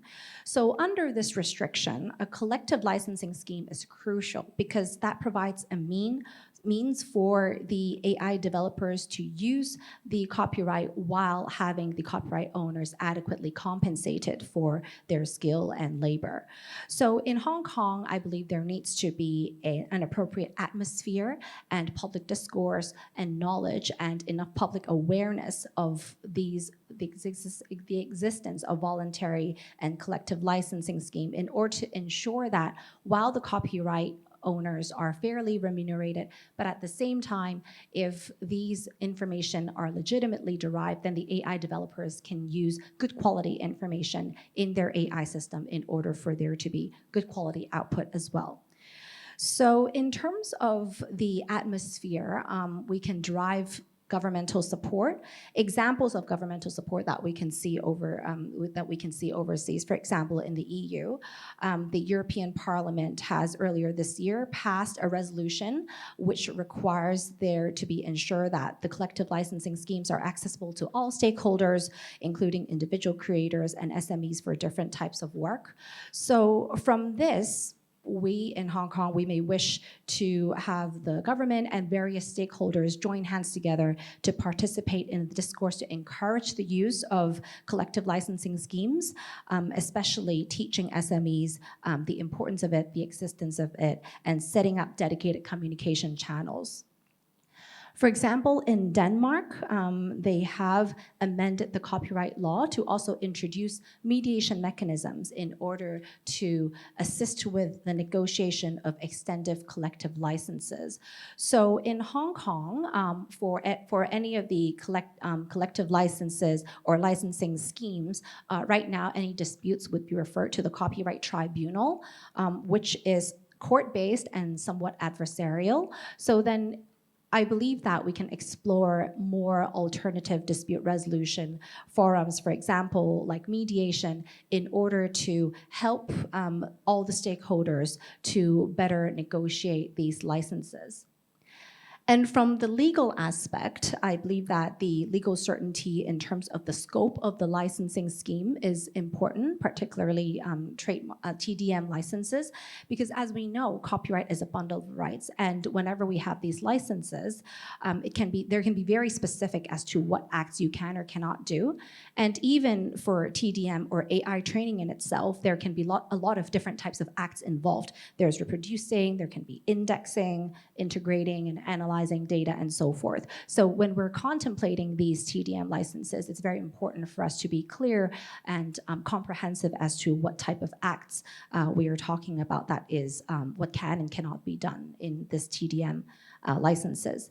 And also, moreover, for copyright works, a lot of copyright works in Hong Kong, for example, publications, they do fall part of a licensing scheme, maybe like a copying scheme or a scanning scheme. Or if you're talking about music, there is public performance licensing scheme and so forth. So presumably, when we're talking about the TDM exception licensing scheme override, we're not talking about copyright works that are already in those type of licensing scheme, but specifically a TDM licensing scheme. So what constitutes a relevant licensing scheme should also be clearly defined in order to avoid ambiguity. So this is just an example of the US licensing scheme that we have. Just now, we have speakers talking about a lot of licensing schemes that are already existing in many other jurisdictions as well with regards to TDM. And then lastly, the prerequisite is an opt-out option. So TDM exception would not be available if the copyright owner has chosen to opt out. But what constitutes opt-out can actually be debatable. In the first case, there is a German case, Knesch and Lion. So basically, this case concerns Lion's use of Knesch's photograph as part of its AI training data set. So this photograph was licensed by Knesch to a stock photo website, and Lion has downloaded the stock photo from that website in order to do its AI training. So what happened is that this stock photo website has contained a natural language opt-out in its terms and conditions, saying that you cannot use bots or crawlers to crawl my website in order to crawl these information to do AI training. And because Lion has done that, and therefore they're being sued, and the court ruled that the court had to decide whether or not there was effective opt-out. And in that case, the court ruled that the natural language opting out did not meet the form that is required by the relevant TDM exception under German law. So that law states that for works accessible online, the opt-out must be in a machine-readable form, so which is text that is formatted so that a computer can easily read that opt-out without human help. But in that case, whether the natural language TNC opt-out was machine-readable was actually unclear. So in that case, they failed to prove that there was opting out. And secondly, the DPG media case that I earlier mentioned, the Dutch news aggregator case. In that case, the claimant, DPG Media, had also tried to argue that they've opted out from TDM because they did use programming language, for example, like robot.txt language in order to opt out certain bots. However, their opt-out only excluded certain AI bots, such as GPT bot or ChatGPT user, but did not exclude the bot that the defendant had used to crawl the website. And therefore, the court decided that the opt-out didn't work against Howard Home in that case, and there was no opting out. So from these cases, we can see that more legal clarity needs to be, there needs to be more legal clarity and explanation and clarity as to what constitutes an effective opt-out. So what can be done? Perhaps there needs to be uniform standards as to what constitutes machine readability by establishing a limited number of standardized machine readable formats, and also guidelines from authorities as to how to implement machine readable opt-out that can meaningfully exclude the broadest type of bots.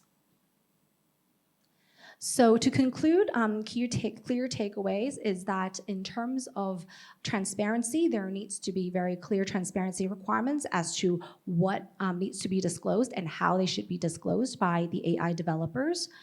And relevant licensing schemes should be in place in order to create a favorable atmosphere. There should be the different stakeholders, such as government and the RRO, should join hands in order to have more public discourse and more public awareness and education as to the existence of these schemes. And then in terms of opt-out, I believe that we do need more guidance as to how these should be implemented. So thank you. Thank you. Thank you, Teresa. We have heard from Israel, Norway, the UK, and Hong Kong. So we now turn to markets that are at the early preparation stage. Beginning with the UAE, our next speaker is March, the director of the Emirates Reprographic Rights Management Association in the UAE. So March, may I invite you to share your experience, please? Thank you, Sharon, for the introduction. Firstly, I would like to thank our host for having us here and for the opportunity to be speaking through this platform. ERA is a fairly new RRO established in 2022 with over 100 members and representing more than 5,000 works of these members. Also, ERA is the first CMO in the UAE and in the region. We're also a member of IFRO and the first to represent the Arabic language works. In 2025, ERA has sold its first 2 licenses to higher educational institutions. I'll now move to the presentation where we were asked to speak about challenges and opportunities in the age of AI.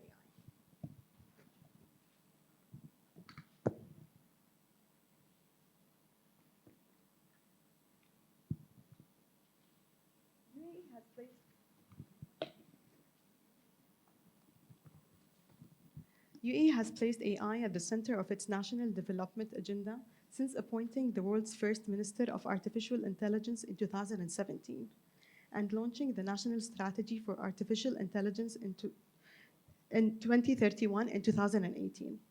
The strategy aims to position the UAE as one of the world's leading AI nations by focusing on government transformation, AI innovation, talent development, trusted governance, and international leadership. Since 2018, AI has moved from policy to practice with wide deployment in government services and various national capability building initiatives.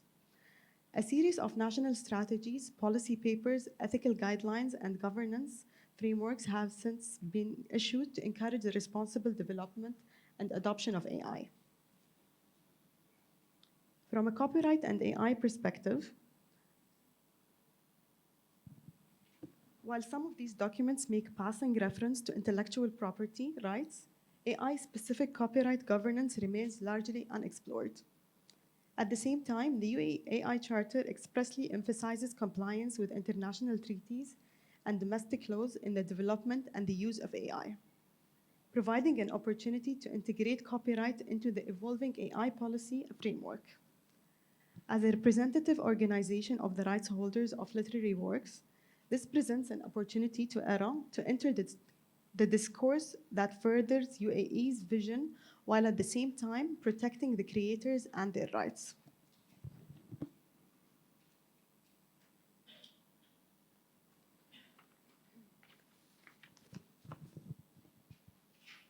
As the UAE accelerates AI adoption, ERA's advocacy will support the national AI vision by promoting balanced copyright and licensing solutions.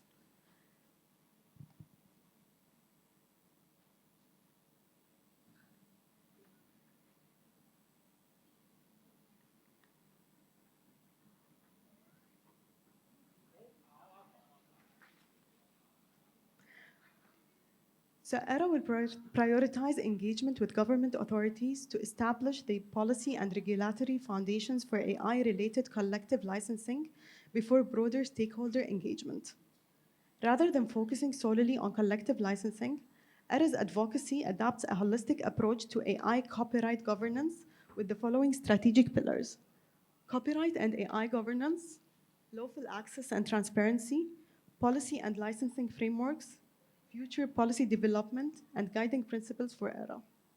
The guiding principles for ERA are a balanced AI ecosystem where innovation and creativity reinforce and not compete with each other, support the UAE's ambition to grow its AI and creative economies, and promote collaborative licensing solutions that ensure AI innovation and creator remuneration can coexist.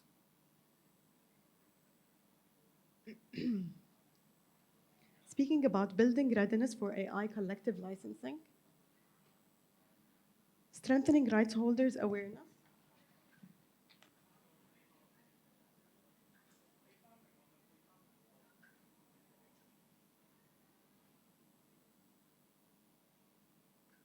so ERA plans to conduct baseline surveys to assess awareness of AI-related copyright issues, understand perceptions of AI training and AI-generated outputs, and share insights on global legal policy and collective licensing developments to inform future engagements.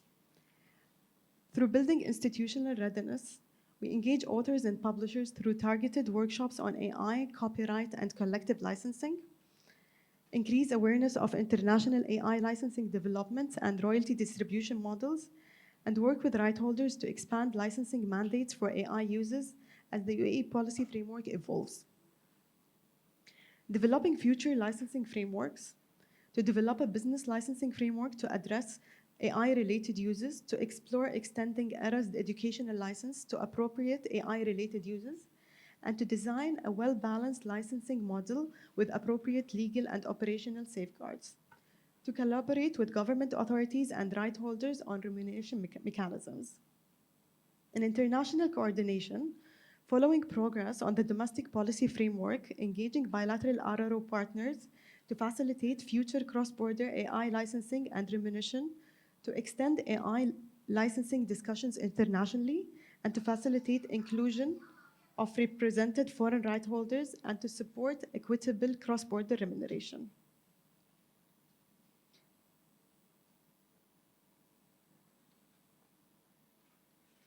From a practical starting point for AI collective licensing, education, public administration, research, and media businesses each present compelling opportunities for AI-related collective licensing. The sequencing will evolve through collaboration with government authorities as the UAE's AI copyright framework develops. Interest from existing educational licenses in the UAE in AI prompting rights presents an opportunity to enhance ERA's educational license with AI-related permissions, which will strengthen the licensee's value propositions and promote responsible AI adoption in educational institutions. At the same time, public sector leadership to adopt AI collective licensing as part of responsible AI governance can demonstrate best practice and help establish expectations for lawful AI use across other sectors. With increasing AI adoption by media businesses, the sector too presents a promising opportunity for future licensing, with its scope evolving through awareness initiatives and government policy. So in conclusion, the UAE's adoptive AI policy framework presents an opportunity to integrate copyright into the next phase of AI governance. ERA looks forward to contribute to this journey through collaboration, practical licensing, solutions, and constructive policy dialogue. Our objective is simple: to ensure that innovation and creator remuneration evolve together and not at the expense of one another. Thank you. Thank you. Thank you very much, Majd. So we now turn to Malaysia, another important market where preparation, advocacy, and institutional readiness are key priority. So over to you, please, Majd, CEO of the Malaysia Reprographic Rights Center, or Majd. Thank you. Good evening, everyone. Thank you, Dr. Sharon. Thank you to TDC and also HKRRLs for the opportunity. It's a great honor to represent Malaysia and also Malaysia Reprographic Rights Center today at Hong Kong IP Roundtable. Around the world, government creators, we have heard just now from everyone that collective management organizations are facing the same questions. How do we encourage AI innovation while ensuring creators continue to be recognized, respected, and fairly remunerated? Malaysia believes the answer lies not only in choosing between AI and copyright, but in building trusted ecosystem where innovation and copyright can progress together. Today, I would like to share Malaysian current direction, government initiative, and how MARC is preparing for the future AI-related collective licensing.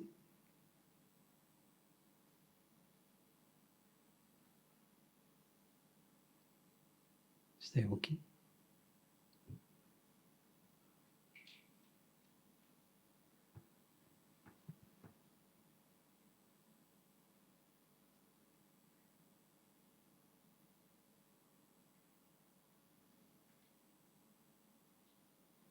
Right.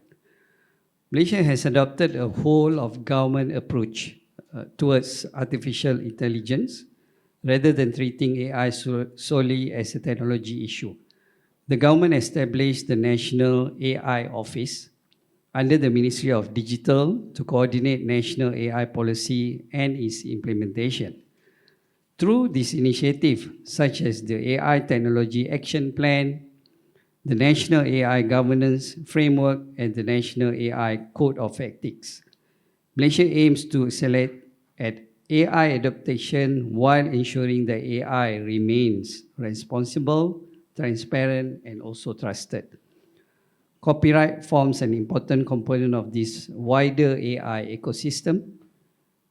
Protecting creativity and also encouraging innovation must go hand in hand.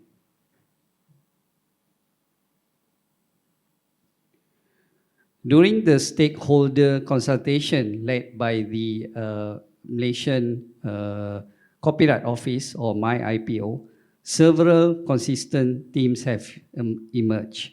First is legal certainty. Businesses, creators, and so AI developers all require clear and predictable rules. Second is innovation.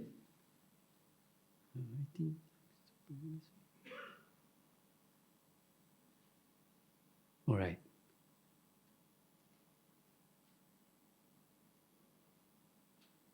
Second is the innovation. Malaysia wants AI to continue driving economic growth and technological advancement. Third is the creators' protection. Copyright remains essential to sustaining authors, publishers, and the wider creative industry. Fourth, you can see that on the investment confidence, ensuring Malaysia remains as an attractive destination for responsible AI development.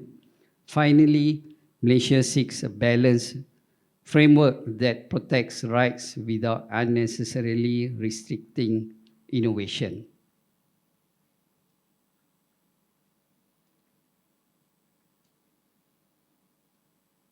Sorry for this. One encouraging outcome from the consultation process during the Copyright Office is the remarkable consistency across stakeholder groups. Publishers, the creators, collective management organization, and media organization are not opposing to AI. Instead, they are asking for three fundamental principles. First is the consent, how copyright works are accessed and used. Second is the transparency, understanding what work are used for AI training. Third, fair remuneration, ensuring creators continue to benefit when their works contribute to the AI development. These principles provide an important foundation for future collective licensing discussion. Next.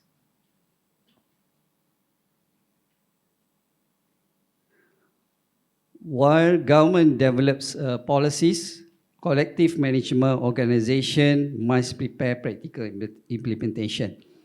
MARC's role here is not just to regulate AI. Our role is to prepare the licensing ecosystem.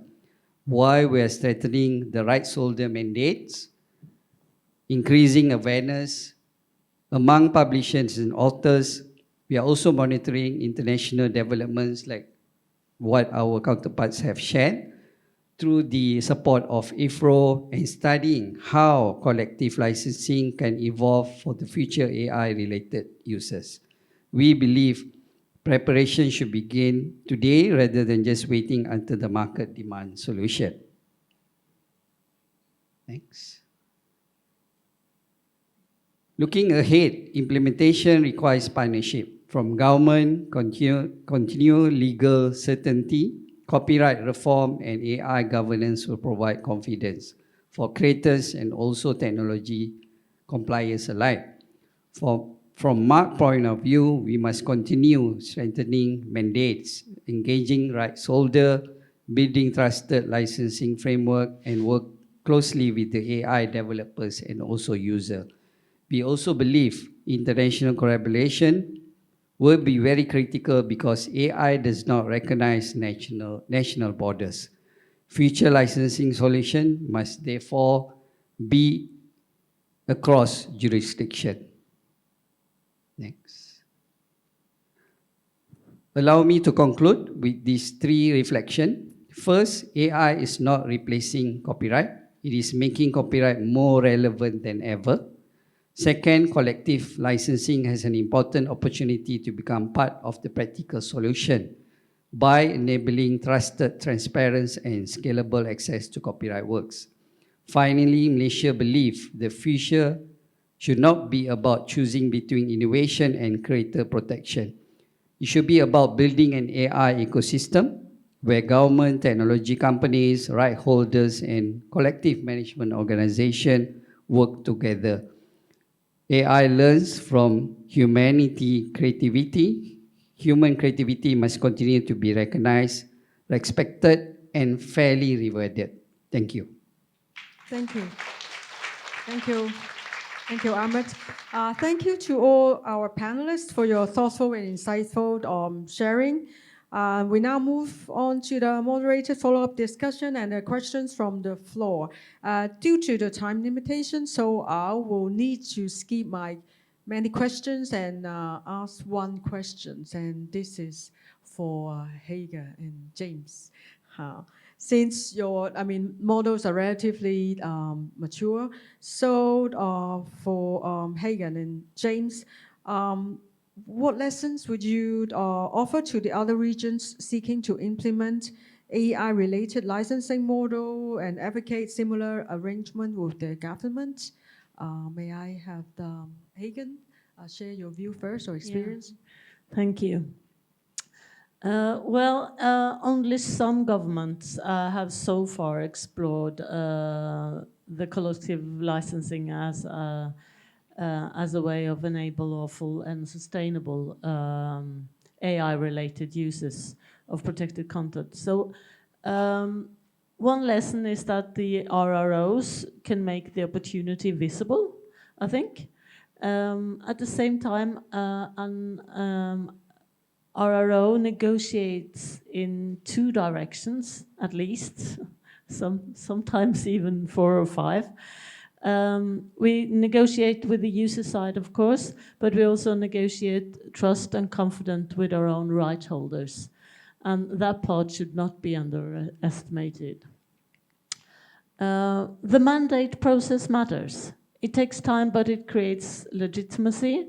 And I think being very concrete about the proposed framework and transparent as far as you can be is of great importance. And of course, it's impossible to agree on all the issues before the actual remuneration is on the table. But I keep coming back to the process, to building relations through transparency, and that right holders need to get some glimpses into the negotiation room, I think, to understand the landscape and trust us. For an RRO, the real work is to translate broad political ambitions, innovation ambitions, and into concrete contractual safeguards, I think. Thank you. Yeah, I would agree with everything Hege has said. I would also like to add, I think for the creative sector and the RROs in a country, getting a license out there early, even if it's not the most perfect license, even if it doesn't cover everything you'd like to cover, is a great thing to do. We acted quickly. CCC in the US acted even faster to get it out there, because then you can talk to customers and rights holders and to policymakers about a concrete product which is available today. I would also, echo what Hege was saying about the need to include all different sorts of rights holders in your planning and communications. I know that we, through our author member, so we have 4 members, so the author organisation ALCS, they consulted widely, including with the National Union of Journalists, with screenwriters, as well as with writers of all kinds. And in publishing, we spoke to the journals publishing industry, the book publishing industry, the magazines, because you've kind of got to bring everybody along with you, and some sectors will be more reticent, and sometimes you may then need to make the license more granular and say, okay, well, only a certain sector of publishing is in. And I know in Australia they started with the newspapers because the newspapers were more comfortable, but now they're adding books and journals. So there's various ways that you can look at moving forward. But advice to or requests to governments would be to basically let licensing happen as it has done. Listen to requests for transparency, for example. But really, licensing bodies need support in this way to do what they've always done, which is license uses which are best licensed collectively. Thank you, James. So any questions from the floor and from the audience to our panelists?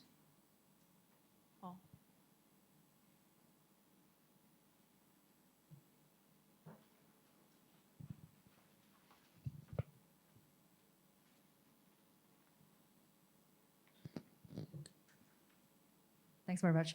So I've actually just submitted some questions through the QR code, but I thought maybe I just take the opportunity to ask questions over here.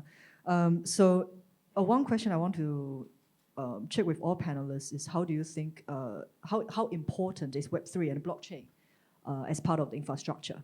Because there has been some discussions of how creators can put up the work on blockchain so that we can have some sort of token to protect our rights.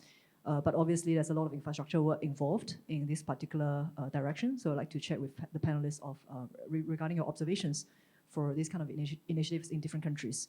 And second question for all the panelists would be, so are there any cases, so when we talk about rights, of course, there's like text-based rights. And then we could talk about cases where we translate a particular work into other languages. But my partner and I, we work in the science fiction publishing industry. So sometimes the kind of work will also be adapted to films or like micro movies, where a lot of AI generated content is involved right now. So in terms of legislation, is the focus mainly on the text-based at this point in time, or do you already see some kind of initiatives for the protection of other kind of media, especially for IP adaptation? Right, so these are my questions for all panelists, and I still have some other questions for individual speakers. These two first. Okay, sure. Yeah, thank you very much. Thank you for your questions. So it's about blockchain or extended rights. So may I invite lovely Sarah? Just lovely. I'm not sure if I'm the best person to answer this question, but Teresa looks like she wants to answer. I would just observe that one of the biggest problems with AI licensing is the question of traceability and distribution. So from my perspective, I can see a role for blockchain technology in helping CMOs and RROs find a way of traceability, because let's face it, the AI companies, I don't think they even know what they've trained on at this point. They kind of just trained with whatever they could get their hands on. So the traceability is a real issue.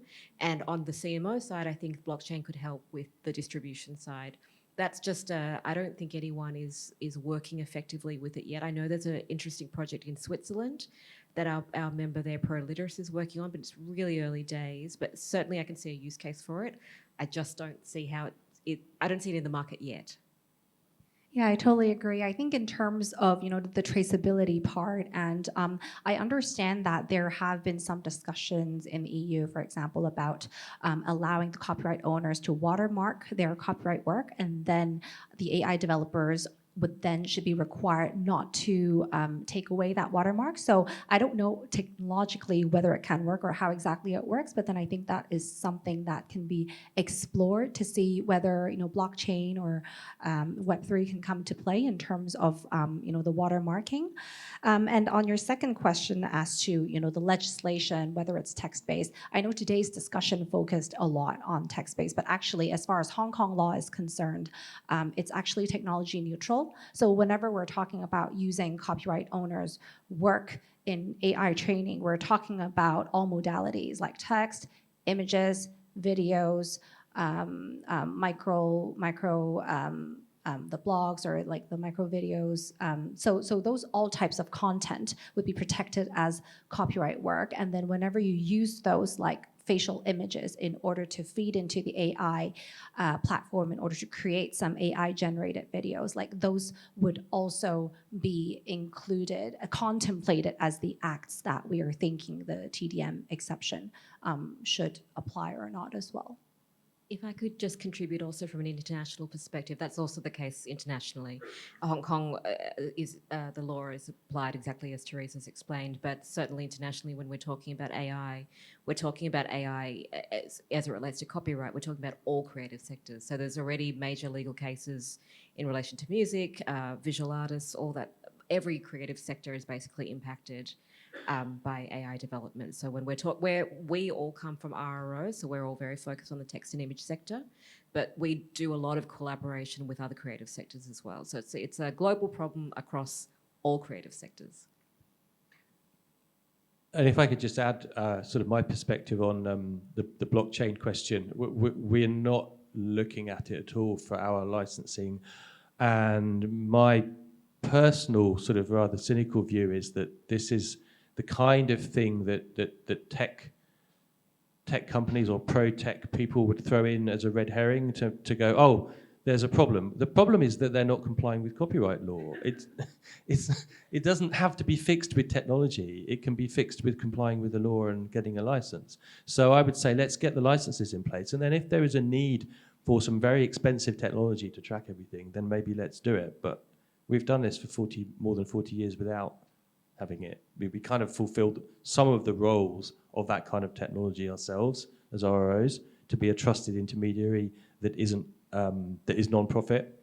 So we can provide some of the solutions ourselves. And that's my personal view. Can I just make an observation on that as well? That the whole technology company is saying, oh, look, there's a problem and we don't know how to fix it. That's my view also of the TDM exception. When you think about it, this whole machine readable requirement on the TDM exception, it's mind-boggling that these tech companies can develop systems which can basically, we've all seen what AI can do, and somehow when it comes to copyright, they need a very specific form of opt-out in order to recognize it.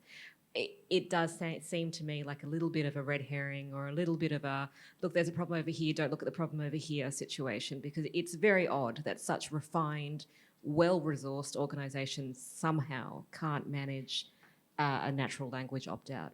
It's just, I think it's just inconvenient for them, frankly, but yes, there you go. Yeah, to be machine readable will be, too costly and put all the cost to the right holders, maybe, yeah. You want to add on?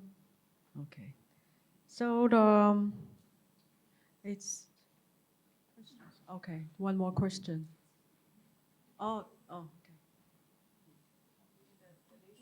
The lady first.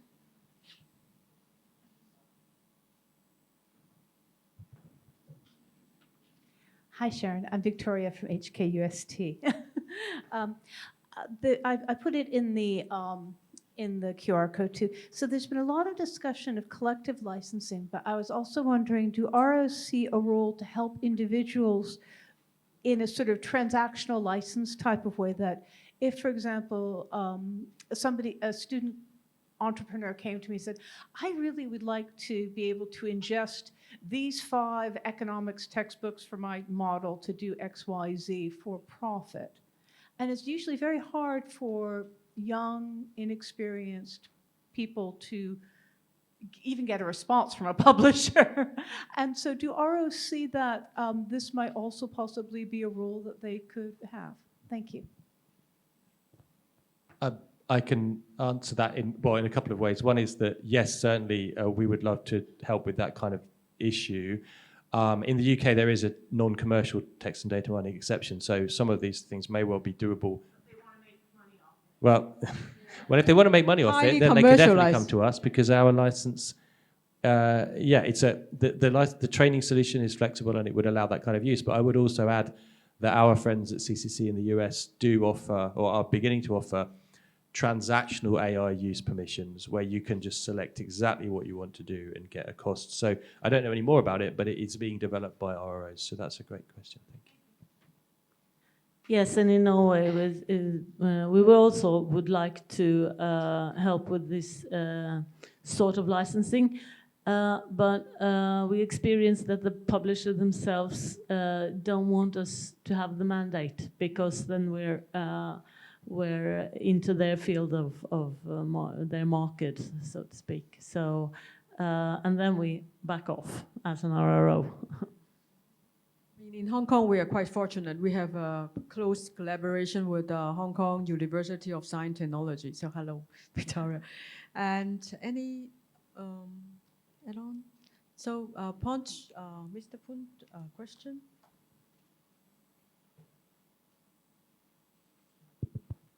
Thank you once again for the wonderful and insightful sharing. Two simple questions. The first one is, the local publisher here in Hong Kong, I think most of them choose to, during this confusing and uncertainty time, they choose to sort of like using the opt-out option to protect the copyrights. So my first question is, how would you suggest from this perspective to balance between fostering technology development and protection of copyrights in general? Because if we look at, if most of the publishers choosing this opt-out, then really, I mean, I don't think we will have a very successful usage of AI here. Then the second question is, other than technology and law, if we look at from an education perspective in other countries, can you share with us any best practice or very successful case as to how we educate the user, the end user, so we don't necessarily have to looking at like law and technology only? Thank you.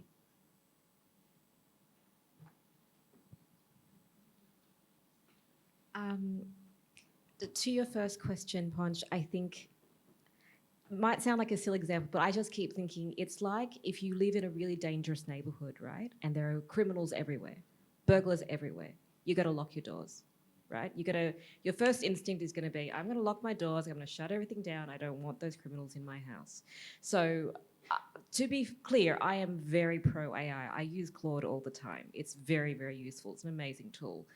But the history with tech companies so far is that they've just come in and they've just taken everything and then they've left and said, oh, look, there was a problem and we don't know how to fix it, but look what we've done over here, right? So that's basically, so I think maybe the instinct for the publishers is correct in the sense that they don't have any confidence at this point that they will be fairly remunerated for their decades and decades, sometimes centuries of investment in their companies and the works that they've created.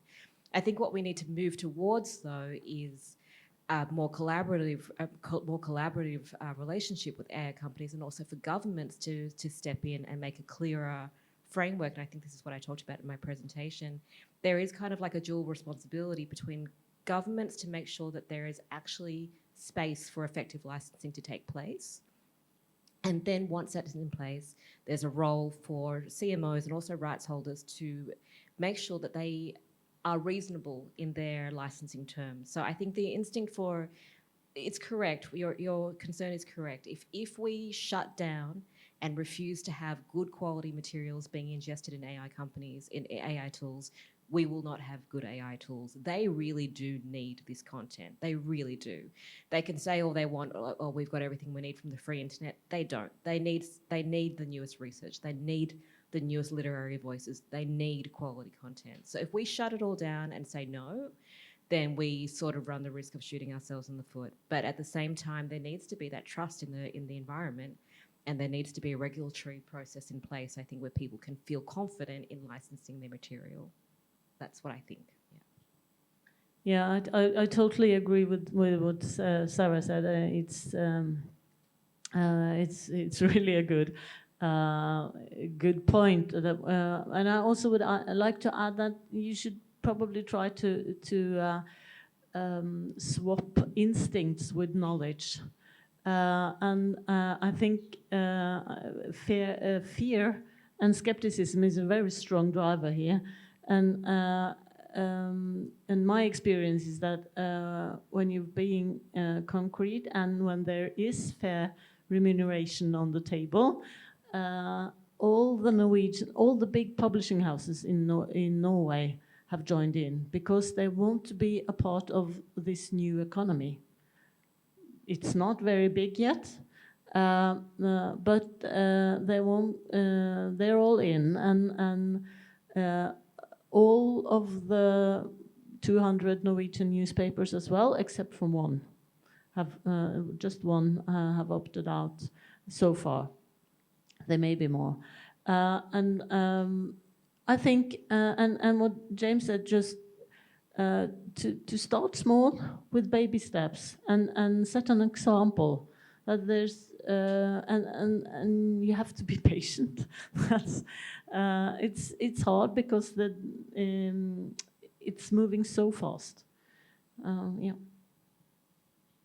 I'm not sure any of us would have answers to the second question that you asked, but I think going back to the first one, something that we've realised and we really want to get our rights holders to understand, so they're not just saying no to everything, is that there is not just the big tech companies as the market, and if they don't pay, then you get nothing. But actually, there's a whole load of other commercial opportunities where there's actually probably a lot more money to be made in the next few years from organizations that are, maybe using Claude as like the basis of what they're doing, but they want to build a specific pharmaceutical industry research tool for their researchers, and they're willing to pay for the right to train on high-value science content, things like that. They're the opportunities where actually really rights holders and governments and ROs should be able to get behind that. That's a great use of AI. So, I would leave it on that positive note.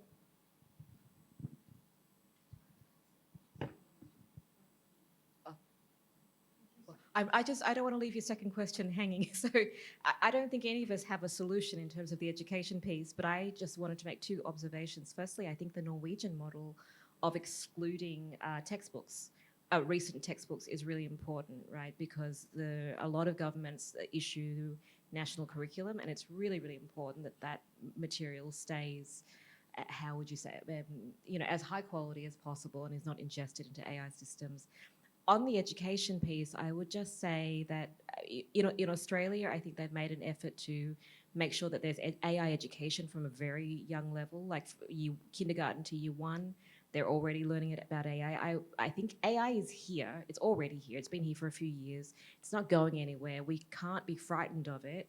We can't sort of shove our heads in the sand and pretend it's not happening. We all need to learn to use it. And I think education publishers are probably going to need to adapt quite quickly to make sure that their publications are AI suitable.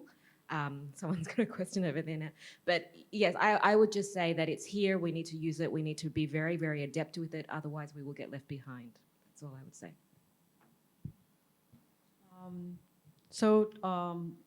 We can talk after the forum. So thank you very much for all our distinguished panelists for your excellent contributions. On behalf of TDC, HKRRS, I would like to express my sincere thanks to Sarah, Hagen, James, Teresa, March, and Ahmed today, and for sharing your valuable insights. So I would also like to thank our audience for your participation and questions. So thank you once again, and I wish you all a very productive and enjoyable Hong Kong Book Fair. Thank you. Here comes the end of the discussion session. Once again, on behalf of the Hong Kong Trade Development Council, I would like to thank our guest speakers and all of you for joining us today. 今天的圆桌会议圆满结束，我仅代表香港贸易发展局再一次感谢各位演讲嘉宾和在座各位的支持。Thank you very much and wish everyone a fruitful visit at our HKTDC Hong Kong Book Fair. 祝大家在香港书展满载而归，谢谢。